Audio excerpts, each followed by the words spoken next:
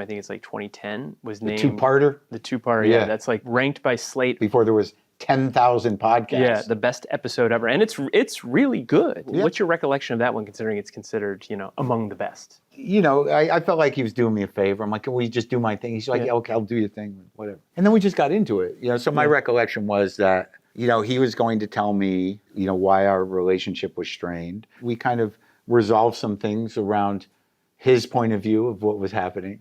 It showed a different side. And I think there was a lot of levity along with the kind of that's great. conflict resolution. You guys aren't close anymore? No, because like he, after he went down for, his transgressions, because of that podcast or those two podcasts, we are connected in the public sphere. The New York Times piece came out on a Sunday, and it caught fire, of course. We had to address it.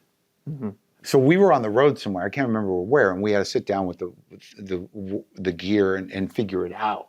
Basically the thrust of it was, I didn't know the scope of this, and he's, he fucked up, but I'm his friend, and I will be his friend if he needs a friend through this, I think the tagline on it was like, he lied to me, about the depth of this situation.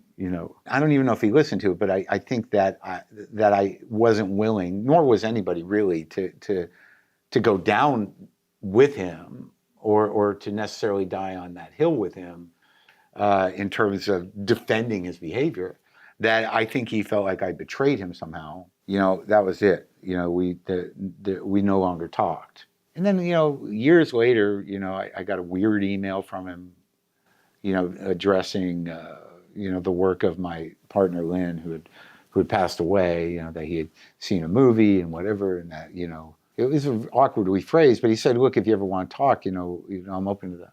Mm-hmm.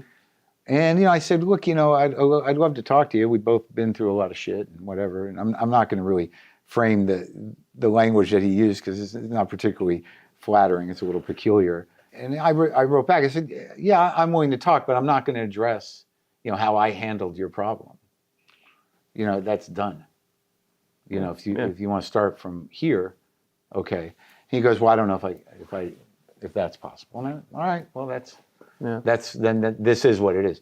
But oddly, actually, I don't know why it's oddly. I was at the Comedy Cellar a few months ago. Chris Rock was there, Louis was there, Darren Aronofsky was there for some reason, and a couple of guys from my LA bunch. Everyone was there, and it was the table thing, he's at the back table. So, and Louis was there, and I was sitting there. And, he comes in, and I'm like, all right, well, this is going to be what it's going to be. But I'm not moving. But, he's completely pleasant. Mm-hmm. And he was like, so, I was talking. He's like, what were you saying? Like, it was completely gone. Yeah. So, and it happened once at the Comedy Store. So that's that. Yeah. We're okay. I wouldn't say we're friends anymore, but... Yeah. The tension is not there. You love a callback in your comedy. You also like this idea, though, of the snake eating itself. I feel like I've seen you, heard you talk about that. I've seen you write about it in your book. I recently did a joke on stage about the manosphere, about the Ouroboros. Right, eating their own balls or something like that? Yeah. What is the manosphere? That's the totality of the manosphere, the cock eating its own balls. But I feel like having Louis on your show in this last final stretch would be like... that callback, that sort of, snake. Yeah, I don't think it can happen, though. How he frames what happened and whether or not it's really approachable or whether or not he'd want to approach that. Because, if I had him on, it would be my responsibility to kind of cover our relationship in relation to that. Yeah. And since then, that, I think he's got it framed in a way that, he can live with, whether you think it's correct or not. Whether he would...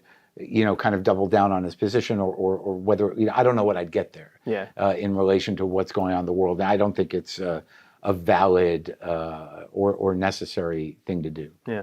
So you mentioned that you started to make money from this, right? And I'm curious,